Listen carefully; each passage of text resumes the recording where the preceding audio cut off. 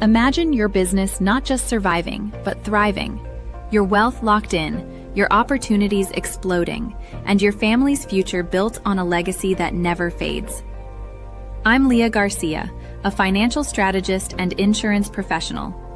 I help entrepreneurs and high-growth enterprises protect, distribute, and transfer their wealth through my proven system, the Wall of Wealth. I unite your experts into one cohesive strategy because the most expensive line on your balance sheet isn't debt or taxes, it's conflicting advice. Ready to align every dollar with your mission and turn today's success into tomorrow's divine promise. Wealth today, dynasty tomorrow.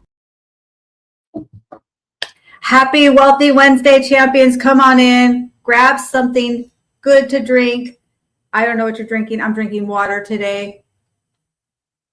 Thirsty, get your fuzzy bunny slippers. I want you to grab a pen and pencil. I want you to grab a notepad. Today's going to be copious note-taking time, but it's also going to be very interactive. Today's guest speaker, I'm telling you, he's going to knock your socks off. And our topic is absolutely fire, the abundance gap. Why hard work doesn't create wealth. How many of you can relate to that? How many of you have ever worked hard and you're thinking, I'm working hard, I'm getting up early, I'm staying up late, I'm doing all the things, I'm missing birthday parties, and I'm still not creating the revenue I want? It's because hard work alone does not create wealth.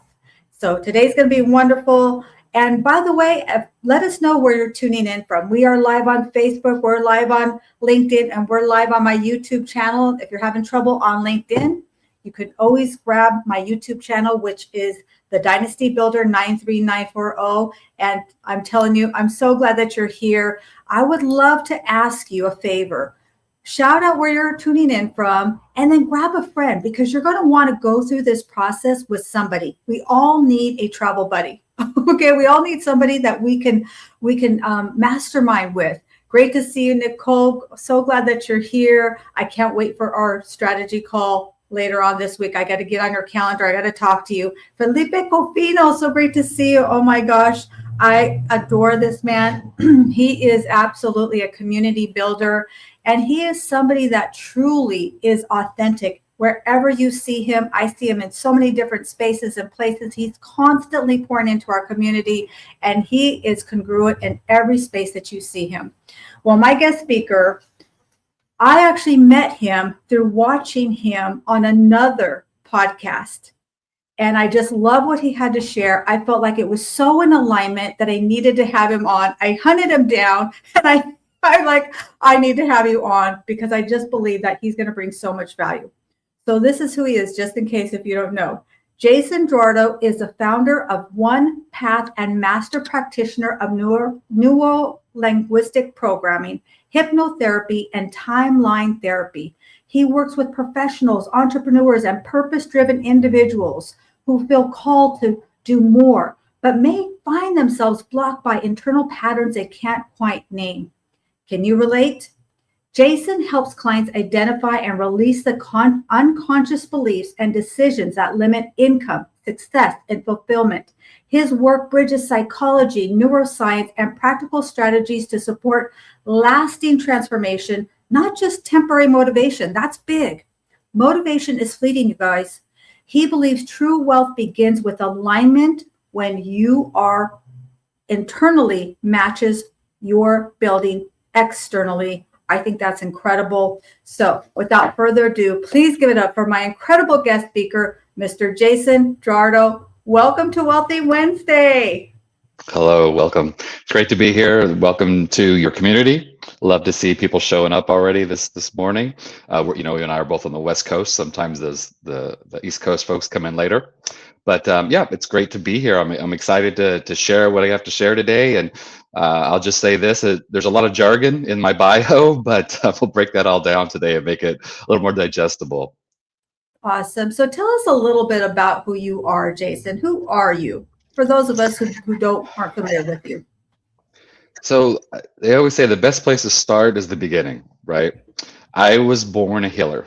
I saw things, I felt things, I was an empath. I just always knew that was going to be my calling from a very young age.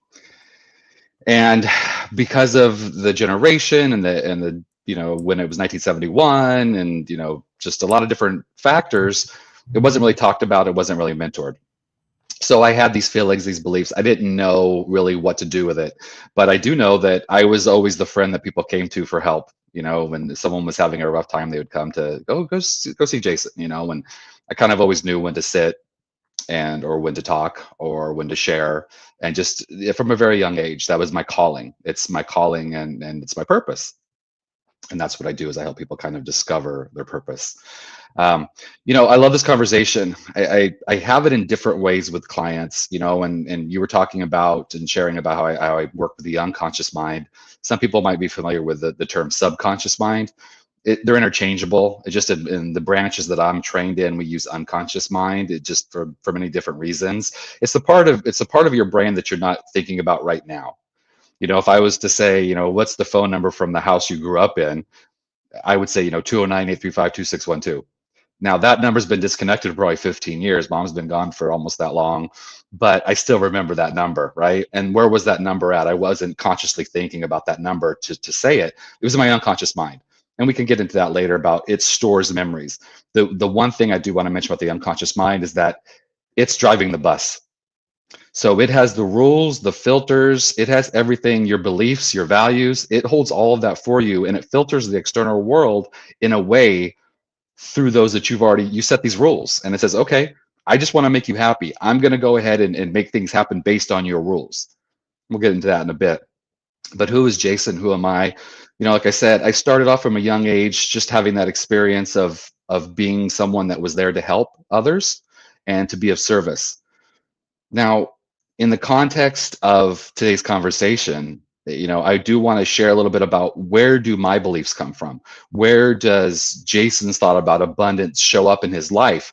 And I've had to, and I won't talk about myself in third person the rest of the day, but these are things that I've actually had to deal with and overcome. But let me just share. So my early years, who my models were for success. So my grandfather, he owned his own garage from 1947 to 1986. He sold Oldsmobiles. He had a garage. He worked his behind off. He worked really hard. I would see him come home. We spent a lot of time in my grandparents' house. My grandmother partially raised me, and exhausted. He would have his Jack and Coke, and grandma would make him dinner. Of that generation, and he would kind of pass out on the seat. And I saw that, like, oh, hard work means that you have to really put into there to be successful, because he was successful. He did have a lot of money, but he was thrifty with it. So I learned that also. I learned that, but then he would buy what he wanted. I share people, he wasn't cheap, he was thrifty, but he would buy airplanes. He owned airplanes. And they had a boat where they went to Lake Tahoe, and they pulled professional water skiers in Lake Tahoe. So he would spend the money, but he saved it to spend for those big events. So that was one model of mine. Then my other model, and that's my maternal grandfather. Then my other model was my dad.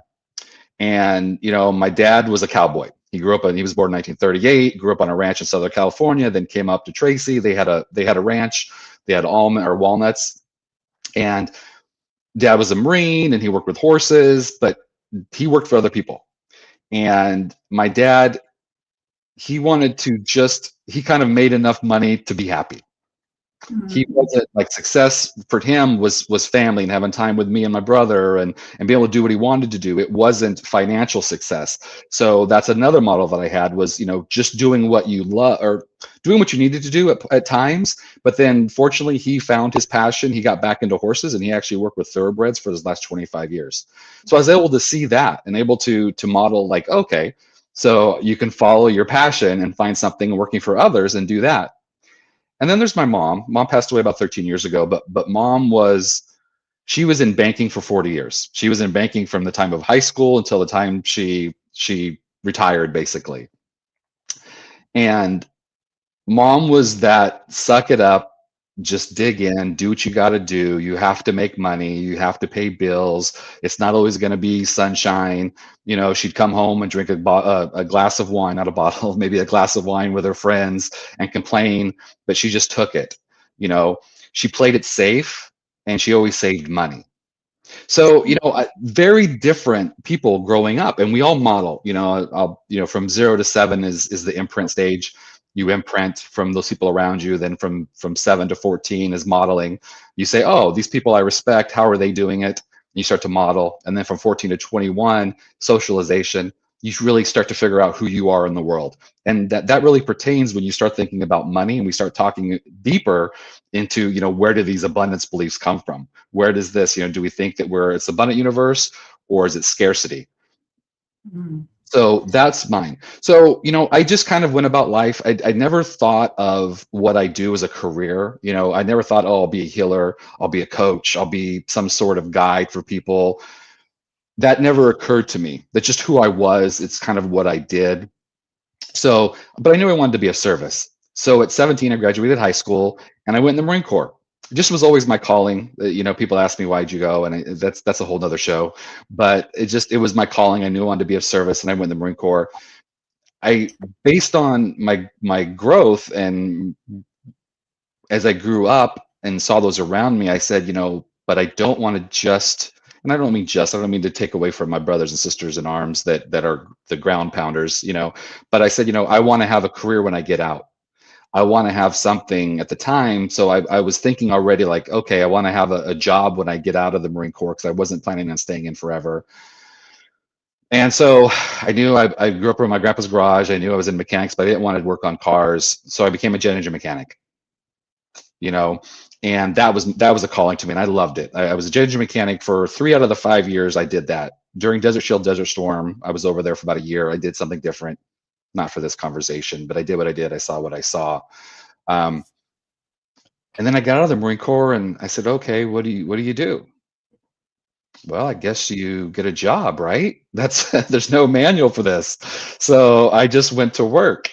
And long story, a little bit shorter, I looked around, and it was kind of that thing, we're going to talk about today about your unconscious mind, and what you focus on is what you get in your life. I needed to find a place where I could use my skills, being a leader, helping people, all that stuff. And I kind of fell in, and not having a college degree, and I kind of fell into retail leadership, working at the store, being a manager, things of that nature. And so that journey was a 26-year journey. I was in retail leadership for about 26 years total time. I ran stores. I was an area manager. I was in HR for a while. I was a trainer for 5 years. Kind of found ways to keep my excitement, found ways to stay engaged, but I wasn't living my purpose. I was still putting it away. And kind of as an aside, my wife would say to me, I'd have a bad day and I'd come home and I'd complain, and my wife would say, how many more signs from the universe do you need to know that you're not where you're supposed to be at?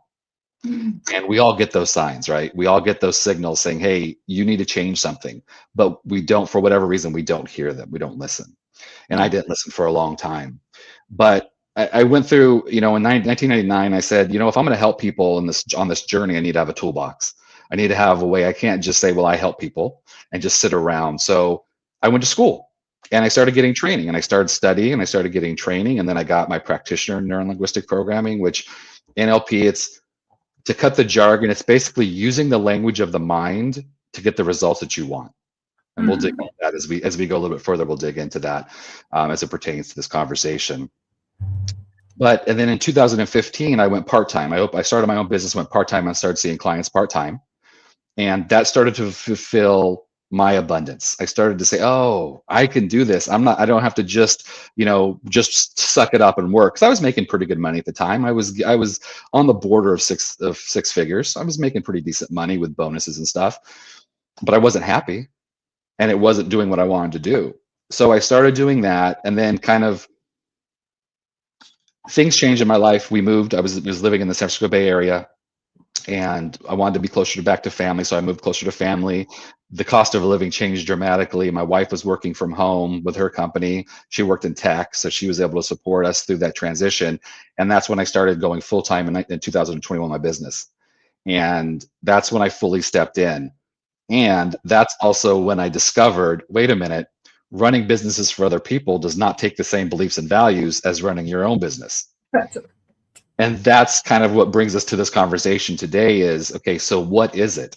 What is our values? What are beliefs? And how does that affect how you make money and how much money you do make in compensation? And I know it's kind of long-winded, but I really wanted to set the base for, okay, who is this person? Why are we listening, right? What does he have to say? And through all my training, just my lived experience too. Now, I'm going to start off with a very controversial statement that my mentor said. And I will break it down, and I'm looking so forward to this conversation with you. But Tad James passed away about 3 years ago. He was my mentor in NLP and hypnosis and timeline. And when we talked about the unconscious mind and when it comes to abundance, Tad said, the amount of money you made last year is the amount you believe you're worth. And I'll start there.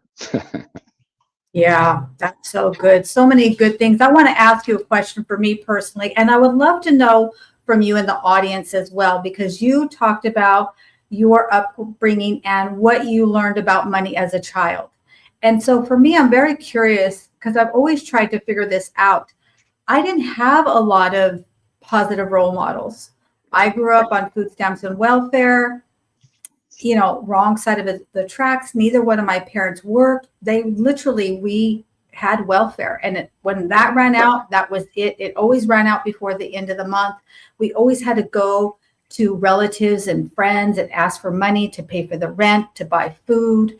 And as I got older, and I say older, maybe 7, 8 years old, right? I was the one they sent to go and ask for the PG&E money, the grocery money, and all those things. And so I always am like curious. I can't really identify any positive financial role models. Mm-hmm.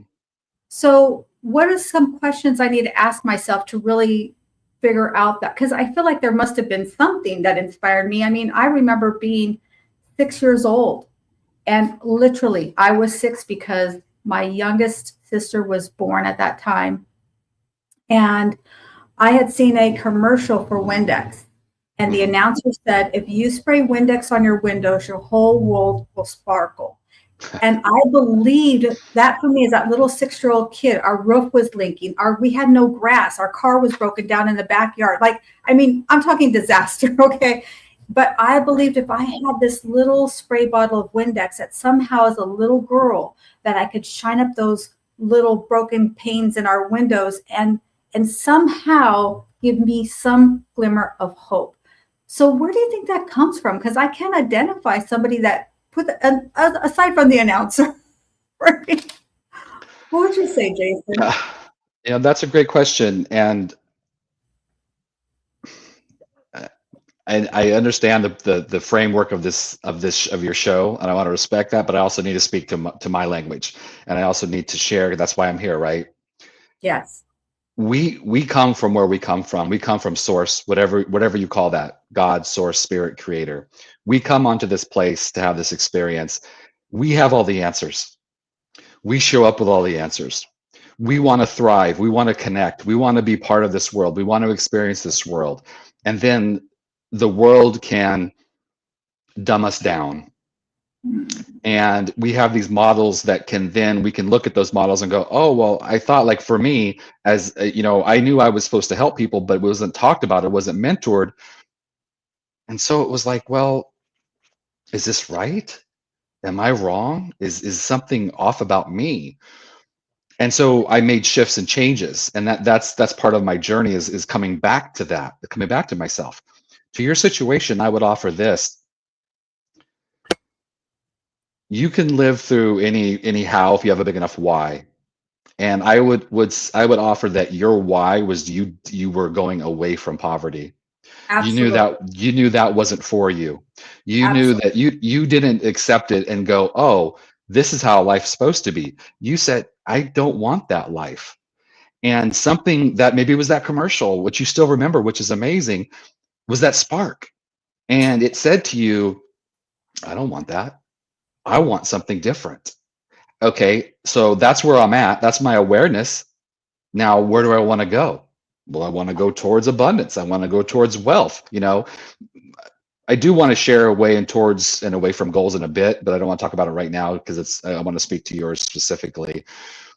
But what you most likely did was just that you said, you know what, I don't want that. I want something different. How am I going to achieve that?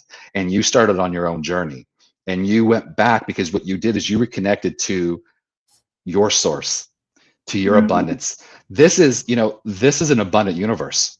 That's hard to hear sometimes. And I want to say this with all compassion, everyone listening and people that'll listen to it later. This isn't saying it's easy.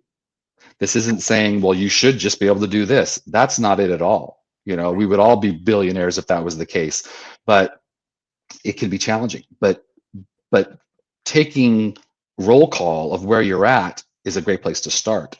And so you looked around, you said, I don't want to have to worry about not making the bill, and is electricity going to get cut off, and I'm not going to have water. How am I going to achieve that? Even in your young mind, you knew, you know what? It's an abundant universe. You didn't know those words, but you said, I know it's out there for me. I know I've seen people out there that are driving nice cars, and I see people out there that are dressed nice and not you weren't dressed nice, but have the nicer things in life and stuff. And that's what I'm going to have. And you made that decision and you started working towards that. And that's most likely what got you to there. So we're not bound by these people we model. We're not bound by where we start from. It just sets the tone. And I will say this. There's a couple of questions on here I would like to mention, but let me say this. I do want to talk about toward and away from goals, okay? Because it's so important to this conversation. If you have a goal and you want to achieve something, now it's easier if I usually have people in my office, it's easier to have like little figures that I use this for, but let's say this. So if people talk about wanting to make more money, well, that's a problem, first of all, because if you make $1,000 and you make $1,001, that's more. So let's say you want to make $100,000 because we want to have that. And we'll talk about that when you set goals. You want to be very specific and people are aware of that. But if you want to make $100,000, are you going towards that goal or are you going away from poverty? Yes. And what that is if you can imagine that you're going towards a goal, you're facing that goal. So you're facing that $100,000 and you're walking towards it. Okay. In my world, the theory is that you're not going to stop until you reach that goal. But now imagine that goal's in front of you and you turn around and you're facing poverty and you're walking backwards away from poverty. Well, when you get far enough away from poverty to where it doesn't burn anymore, until it's not like, I can pay all of my bills this month and have $1 extra, you'll lose motivation. Right. Because you're going away from poverty. You're not going towards your success and your abundance. So you lose that motivation and you stop. So it's very important that we turn it around and that we go towards our goal. It's like if you're trying to lose weight. And you're like, I want to look better. I want to lose some pounds. And if you're going towards a certain fitness goal and a certain weight, you're going to keep going until you hit that number. But if you're going away from being overweight or being lethargic, when you feel a little bit of energy, you're going to lose that motivation. Yeah. And so what you did is you weren't going away from poverty. You weren't going, I don't want poverty. You turned around and said, I want abundance. I'm going towards that abundance that's for me. And that mindset shift changed your world. Yeah, absolutely. And to your point, my audience knows me so well. I love you, Ms. Nick. I actually, when I was about 7, I might have been 8, there was a purple Schwinn bike. We would go to the Taco Bell and I'd see this Schwinn bike. It had the banana seat with the sissy bars and the little sparkly things. And I wanted that bike so much. I thought about it and I did get it. I believe it was my 8th birthday, but we were living in poverty. Like this bike was a lot of money for us. Every time we went by, I'm like, I want that bike. My parents are like, we can't afford that. We're not going to buy you that. That's like off the table. That isn't even a consideration. We'll think of getting you a secondhand bike. Or maybe if one of your cousins gives us one bike, that you could have that bike. But I wanted that bike. And you are on point that I have always been going towards abundance and building that dynasty. It's not just something I say. It's not just a tagline. No, I'm the dynasty builder in my family. And so I'm looking for other people who want to build that dynasty. Thank you so much, Nick. And it's a perfect time for me to highlight you. Nick is our brilliance behind guiding brilliant writers. If you're looking to publish a book, get with her. I'm going to have a good coffee chat with her because I got some things percolating. And she had an incredible comment here. And also, I think it was kind of a question. Maybe I'll get back to that. But I want to highlight this comment also by Jackie Holbrook. And she hosts Just Jacks. She's got incredible shows on Monday. And she just had a show that was really epic. I'm going to be Team Replay. Thank you so much, Jackie, for what you do for our community. I adore you. She has the most incredible voice. I'm going to hire her to read me bedtime stories because her voice is so amazing. But I love this comment. She says, our unconscious minds are both amazing, scary, helpful, and frustrating at times. And then I know there's a couple of questions in here too. Right here, a great comment too. Hard work alone does not impact, alone does not, even when they marry, either with no clear path of actions, right? We have to have so much more than just hard work. I see a lot of entrepreneurs who are doing the things. They're getting up early. They're staying up late.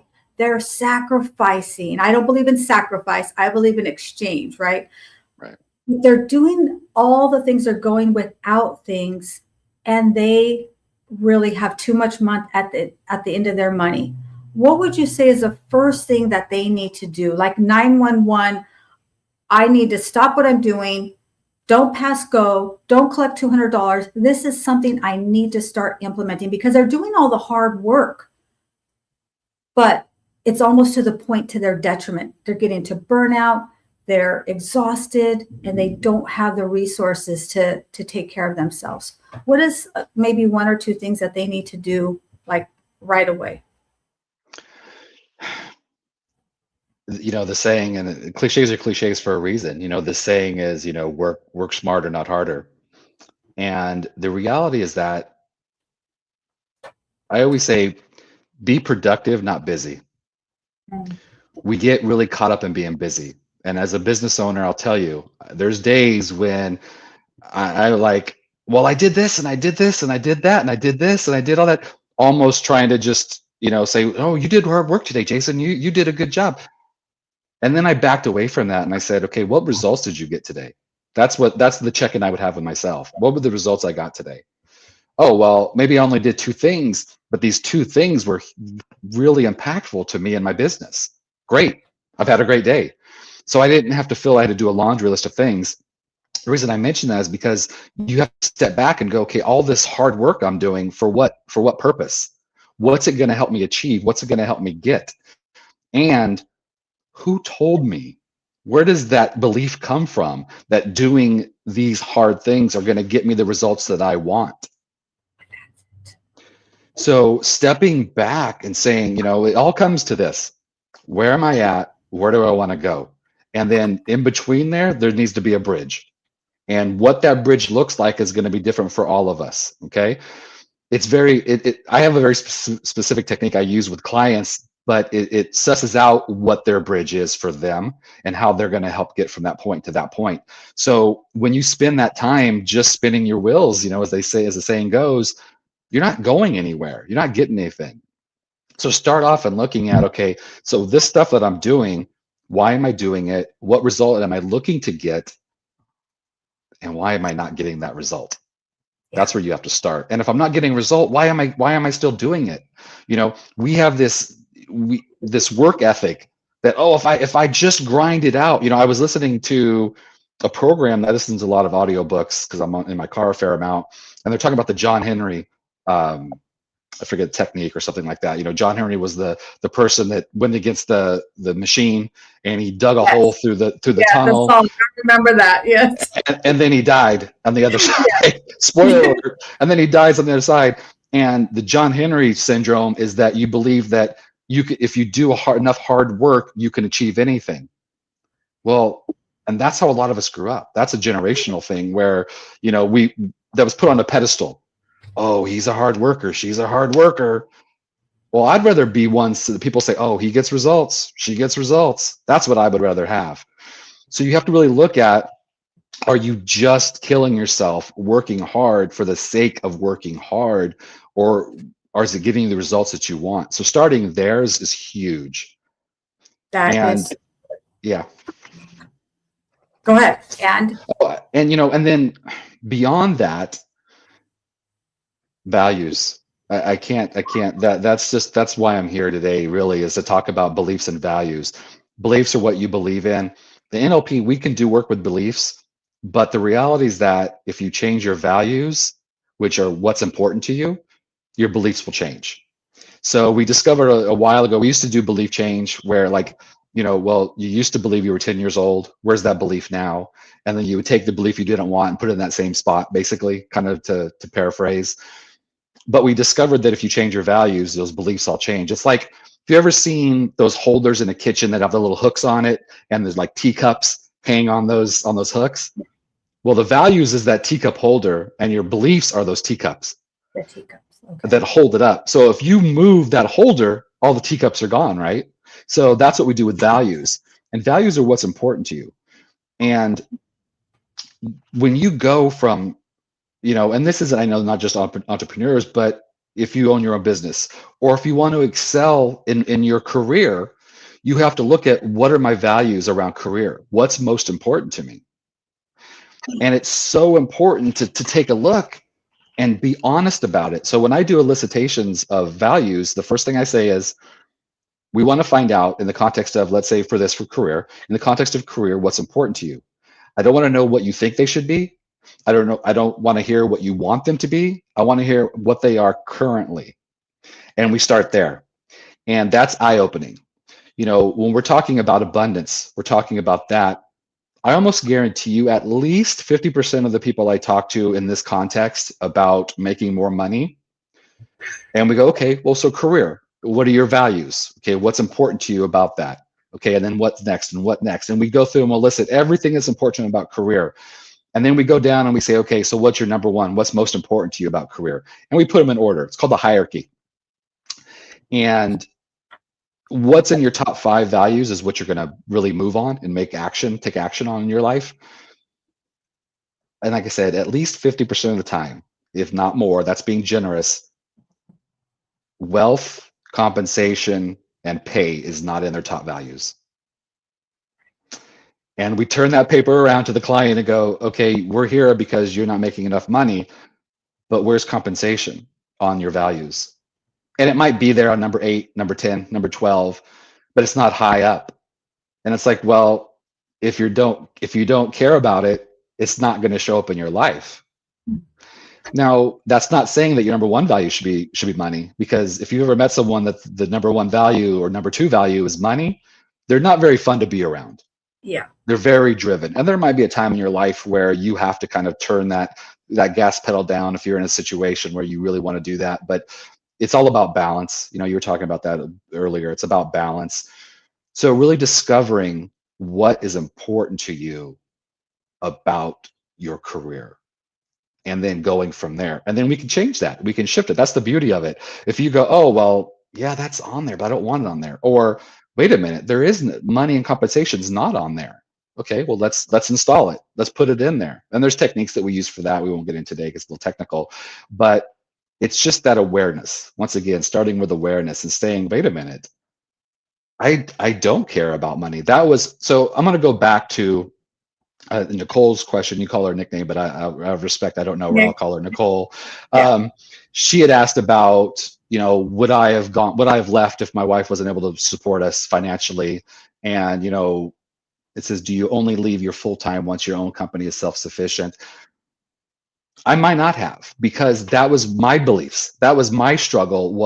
I was coming from that place of lack. I was coming from that place where my mom was showing up. My mom, in my head, and in my unconscious mind, mom was saying, no, play it safe. You got to have a backup plan. What if you leave, and what if something happens? You're not going to make it. And it honestly took my wife to say, no, we're going to be okay. This is your calling. And she had to talk me into it realistically, because I would have continued to play it safe. And that's the sad truth. But I want to be very transparent, because that's what happens. I didn't see somebody, that's why people come to me now, because I've lived through that. I've seen that. And I said, wait a minute, I could see it now, physician heal thyself, right? I can look, if I came to me as a client, I would say, oh, well, of course this is what it is, but I couldn't see it. So it would have been challenging. I would have eventually got to there, but it took me 48 years to get to there. So I don't want people to have to wait that long. So thank you for the question. And yeah, it was something that was holding me back. My limiting beliefs about abundance was holding me back, where I'm not really happy, but I'll just stick there, So to answer your question, it would have eventually, but just not as soon as it did. Yeah, so much brilliance in there, Jason. And you kind of alluded to this, but I want to circle back and really dive a little bit deeper on it. Is that because most of the people I'm connected with most of them are entrepreneurs, business owners. And so they often will say that, they're doing it for their family. They're doing it for the things that they say they value. But then when you look at what they're doing, it's not congruent. And why is that? Because it seems to be a common thread with the entrepreneurs that are struggling, is that, and I'm not diagnosing them, I'm just seeing the Right. outwardly, how it presents itself. And let me give you an example. They'll say, my family's super important to me, that, I want to change my family's legacy. But as soon as it comes time to take the first step in moving forward on that, well, I'm super busy. They got all the excuses, right, when it comes to it. So what is going on there when we're incongruent in what we say as our values and actually putting it into action? So there's two things, and that's a great point. Thank you for bringing that up. There's 2 points that it's one of two things usually. It's either limiting beliefs.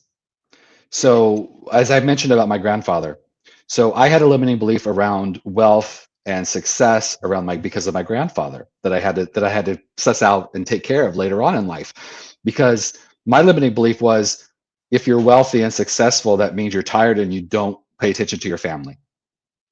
Because my grandpa, honestly, I love the man. He died in 1994, but he's been gone a long time. But he wasn't the greatest husband. He wasn't the greatest dad. He wasn't the greatest grandfather.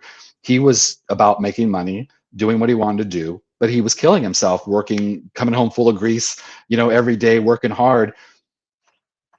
And so that was my limiting belief. If I'm successful, then I'm going to neglect my family.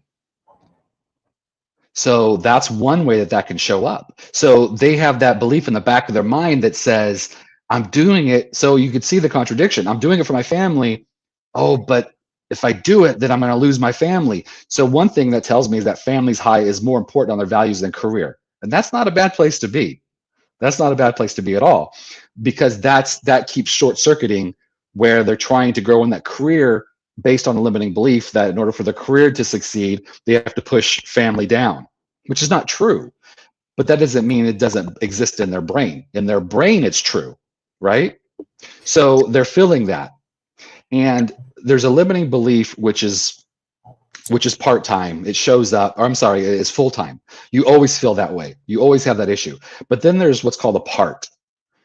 And the unconscious mind works best as a whole, complete unit. Have you ever heard someone say, well, a part of me thinks that I shouldn't do that? Well, there's a part of me that feels if I made more money, to make more money, I'd have to spend more time away from my family, and I don't want to do that. So there's that part of you that feels that way. So you're at conflict. So you're internally at conflict. And it's not something that necessarily you do. To Nicole's question, I was at conflict inside, because I knew I needed to live my purpose. I knew I needed to be my full self. I knew I needed to do that. But there was part of me that said, no, you can't do that, because you have to be safe. You have to put money in the bank. You've got to do all that. So it was that conflict. But kind of just to jumping to the end, there's a process we do with that. And what you do is you help the client see, or for you, what you need to figure out is that part of you and your whole self has the same highest ideal. They both want to achieve the same thing. They just have different ways of doing it. So what we do is you say, okay, so you feel this way for what purpose? And you move up and you get both of them to a point where you're like, because I want to be safe. I want peace. I want to have love. And then they both get there. They both get to love. They both get to safety. They both get to peace. And they can see that they're part of the same thing and they come together. Yeah. And then you're congruent, because what happens is when you're not congruent, you're working in two different directions. That's another reason why you might be working really hard and not getting results, is because you're working in two different directions. You're trying to achieve two different things. You don't realize it, but you're going in that way. And so if you ever seen those things where they put a harness on two people, like on football, and they try to pull each other, that's what you're doing, right? You're moving back and forth. It's like tug of war with yourself. Yeah. And so when you could step back and go, wait a minute, we want the same thing. Yeah. And then you start moving in the same direction. That's when amazing things happen. Boom, boom, boom. I love it. And people sometimes will ask me, well, you know what? I want to have my life and my business life, but I also want to love my family and be there with them. You know, I feel like I have to choose. And I don't agree with that. T. Harv Eker says, you can have your cake and eat it too. You can have both. You can absolutely have your career and business and be it all and do it all, but you can also have great time with your family and do all the things that you want to do. We don't have to I don't believe in the word sacrifice, but we don't have to do that. We don't have to make that exchange. It's not one or the other. We can do it all. We can be it all. We can have it all, but we got to schedule it in. I would love for you to address this by our amazing Felipe Cofino. Don't you love his name, Felipe Cofino? He is our HR expert and our community builder. How much is fear of lack of financial stability? I don't understand the question. I'm sorry. I'm thinking he's asking, is It might have been fear? a comment. Oh, okay. Maybe it's a comment. If it's a question, Felipe, ask it again. And our Queen Dr. Leslie is saying that that's fear of poverty. It's fear of criticism. Purpose is our higher side. Fear of poverty is stronger than our higher side. Purpose is our higher side. Fear of poverty is stronger than our higher side. Wow. What would you say to that? What would you say about the fear of poverty? And first of all, I say hello, Leslie. I love Leslie. We know each other for quite some time, and she's amazing. I've actually been on her show. She's great. Nothing. This might seem a little woo-woo for some people, but there's nothing higher than love. That's it. Yeah. That's the highest thing. And when we detach, the further we go away from source, from love, the harder it is for us to accomplish things. And all of this front brain stuff, all these thoughts, all this stuff, that's keeping us from reaching our true self. Mm-hmm. And when you come, what I call it, coming home is coming back to your true self. And all of this fear, you know, I'm going to go kind of far out on this one. Dr. David Hawkins, Power versus Force, many amazing books. He's an amazing author. Power versus Force is a book. People ask me a book that changed my life. Power versus Force is a book that changed my life.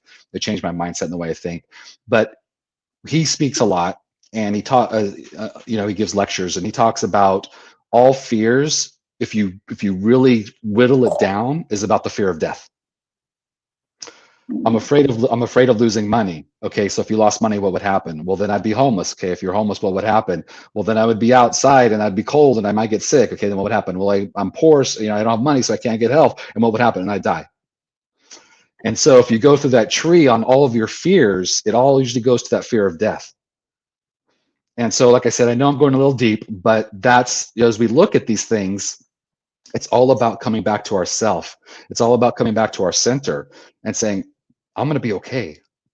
I'm all right. It's an abundant universe. And if those bills are showing up, it's hard to say that. If someone is threatening your livelihood, it's hard to say that.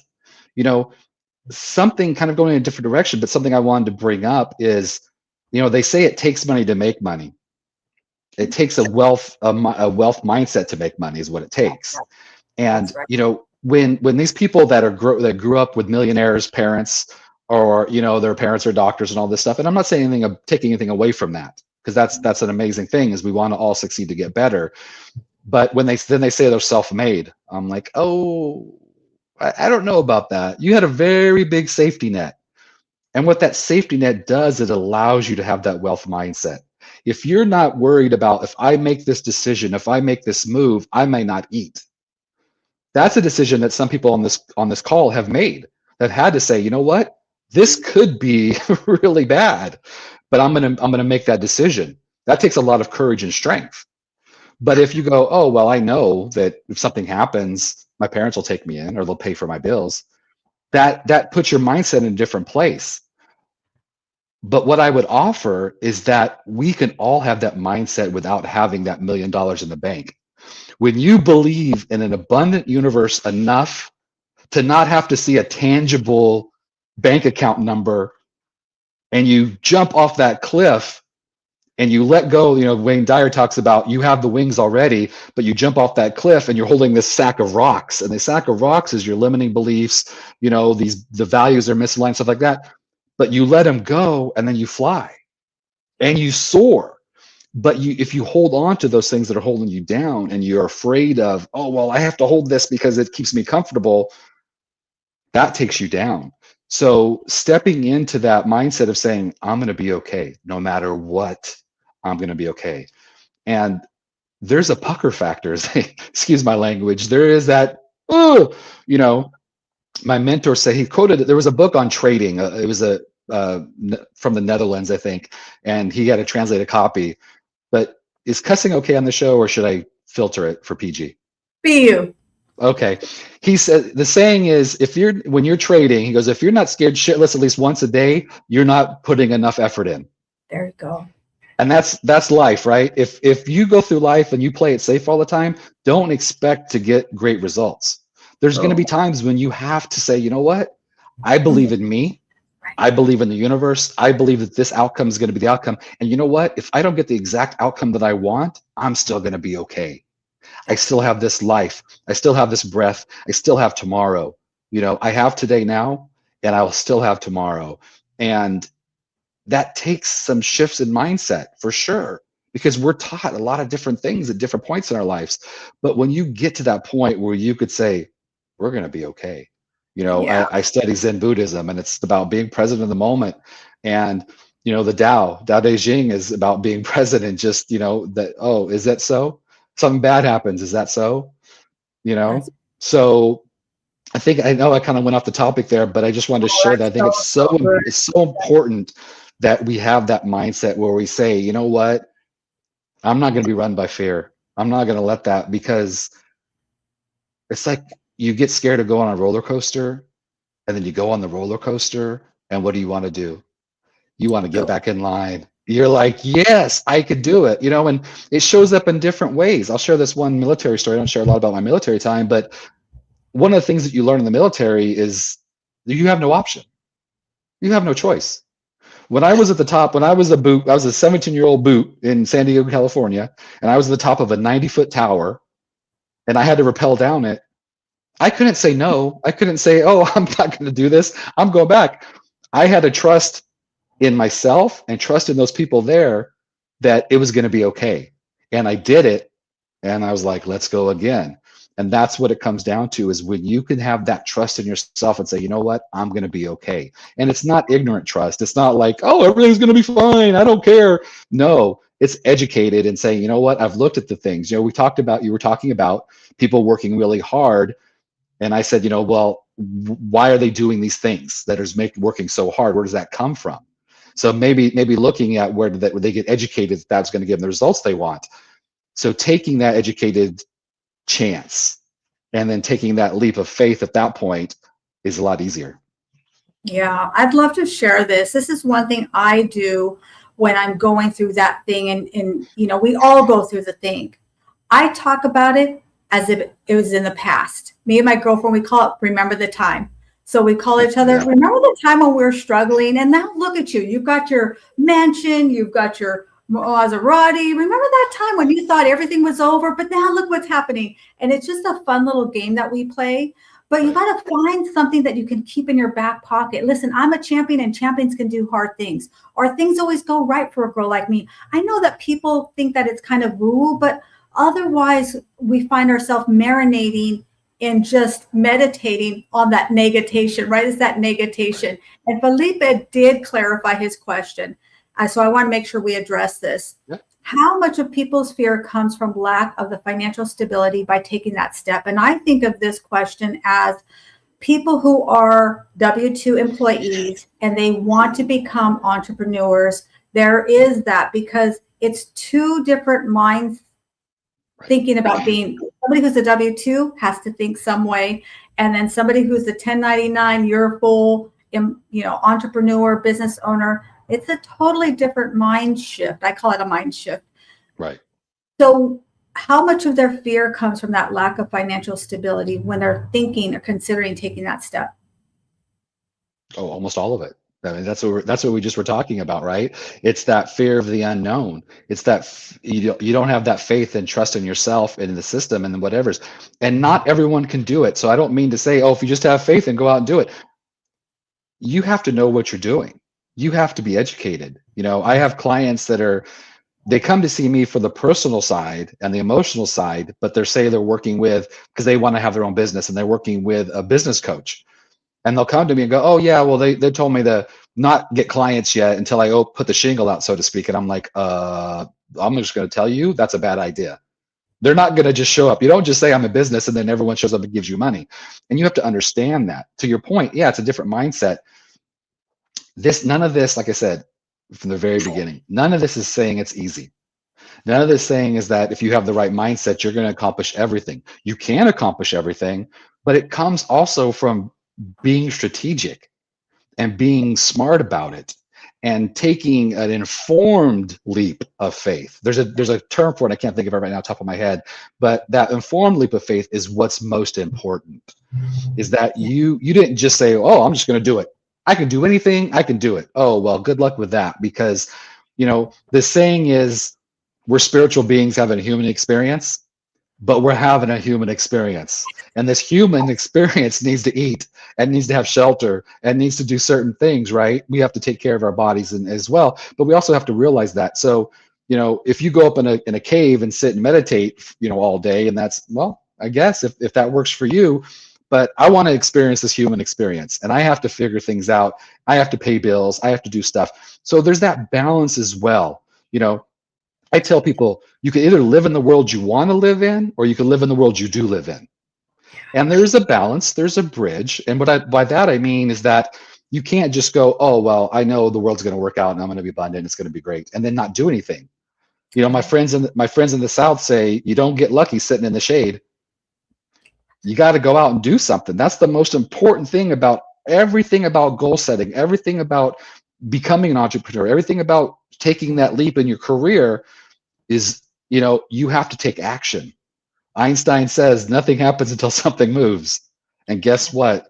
You are what has to move. Your mindset is what has to move. You have to shift and change that.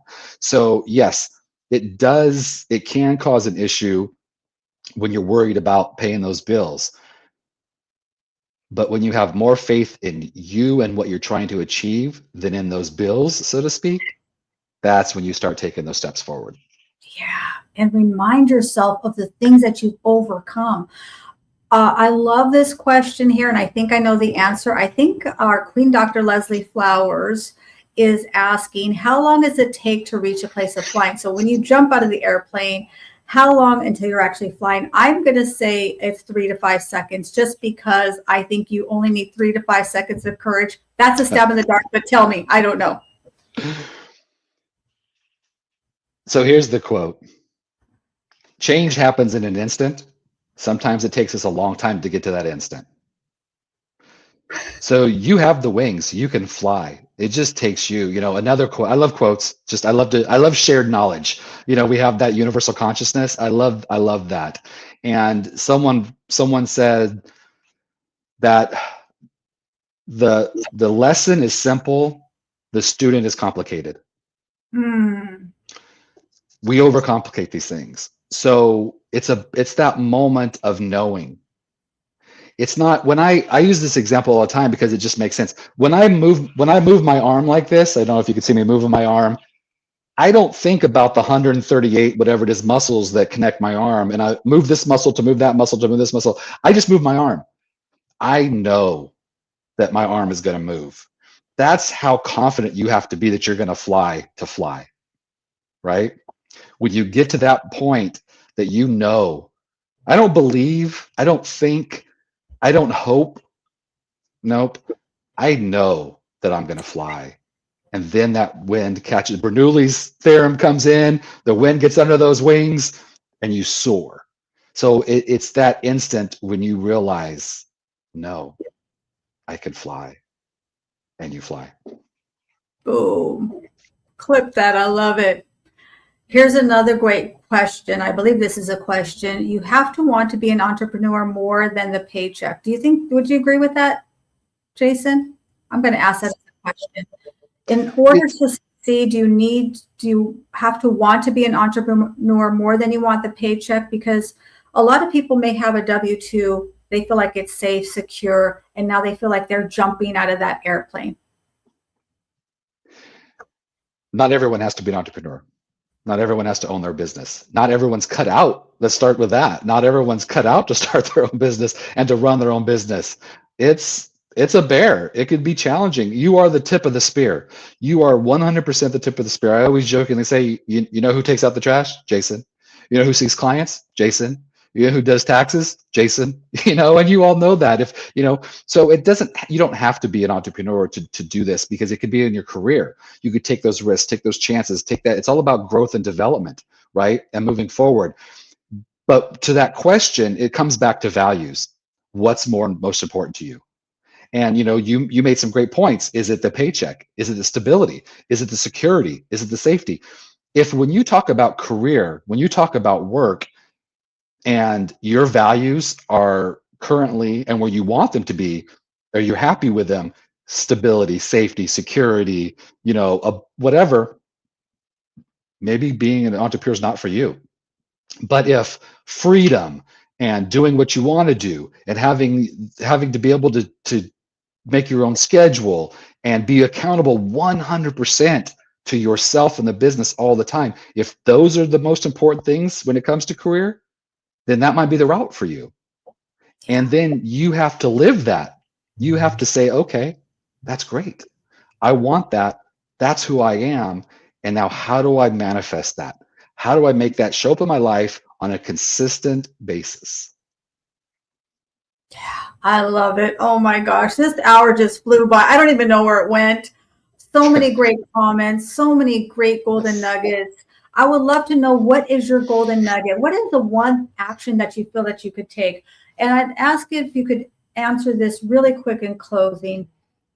What is the one belief about money that if the average entrepreneur changed it, it would really have a shift? It would really make a difference. Is there one thing that they could do like today? Know that it's abundant universe. I mean, that's what it all comes down to. Is have a vision, have a clear vision though of what that looks like for you. There's SMART goals, and everyone knows probably the SMART goals, but the A in my world, the A is as if now. So when you think about what you want to achieve, and this is a little bit in a different direction, but I'll offer this. If you think about what you want to achieve, you have to set that in your mind as it already happened. You have to live this life as if it already exists, because it does. That's what I've been saying about this universe, is that it's already there. The abundance is there. Changing that mindset to I'm trying to get to I need to remove. I use this, and I've used this in our friend Ken Martin Raymond's thing about, they asked Michelangelo about how he made the David out of that huge brick of marble. He said, I simply cut away everything that wasn't David. And that's what we need to do, is we need to cut away everything that's holding us back from achieving those dreams. And it sounds like a big task, but it's not. Finding out what's getting in your way and cutting it away and saying, I know that on August 31st, 2026, I now make $200,000 a year. Has to be achievable. If you only make $100 now, don't go crazy. But if you set an achievable goal, it has to be achievable, and you set that in the future as already happened, you'll be drawn to it and you'll be pulled towards it. And Yeah. that'll get you to where you want to go. Yeah. And you know what? The universe will open doors to you. You'll feel like it happens magically. The opportunities have come to me without me, things I could never have thought of. Opportunities have come. People are generous. There's abundance if we are open to it. I think that's all I'm going to say. But this has been incredible, Jason. You've made some new fans and friends. How can people reach out to you? What's the best place for them to find you? You can get me on LinkedIn, Jason Jurado, just as my name. I have a business too. I have One Path Coaching, and you can find me on there as well. Reach out to there, or onepathcoaching@gmail.com. Just email me. I love to talk to folks. Like I said, it's all me. So I get those emails and I respond. I love to build community. Awesome. Thank you so much, Jason. I just adore you. Thank you for making the time. I know you've got a busy schedule, so I definitely appreciate that. And the comments are still coming in. I know this has been really, really epic. I appreciate your time so much. And we're going to say goodbye to Jason. Thank you. Give him a round of applause. Boy, if he brought value, I would love for you to put the golden nugget in the comment. I would love for you to say what this did for you, how this helped you, and share this with somebody that needs to hear it. Listen, we're building a community here. We're entrepreneurs. And if there's somebody in the comments that you don't know, I would love for you to connect with them. Enjoy a little no-pitch coffee chat. Let's take some time to get to know each other. And just really quick before I end this amazing event, I always like to end with a little bit of a story, because people oftentimes ask me, Leah, what do you do? I do everything to do with money. And this week I've had several people reach out to me who had tremendous amount of student loan debt. We just had a client, one of them had over $300,000. Let me say that again. We saved them over $300,000 in their student loan debt. So if you know anyone who's struggling with student loans, so all of the rules are changing, please refer them. It would be an honor to be of service. Thank you so much, everybody. Listen, if you're here, it's because you're the one in your family. You're the one that's supposed to build your family's legacy, change your family's last name forever, and build that dynasty, right? You have a dynasty that inside you that is ready to be built. You just have to access it. It's there. And we can close that gap from the abundance to poverty. We can close that gap, and we can do anything that we believe that we can do. I truly do believe that. I've watched it. I mean, it absolutely is true. So that's going to do it for us. Thank you so much, everybody. I appreciate you. I love all of you. I appreciate all the comments. Please share this with somebody who needs to see this. And by the way, join me on my YouTube channel at the Dynasty Builder 93940. That's Monterey. If you don't know, that's 93940. And I share a lot of content over there. I'd love for you to join me there. Sometimes LinkedIn can act a little squirrely, so it's great to have another option.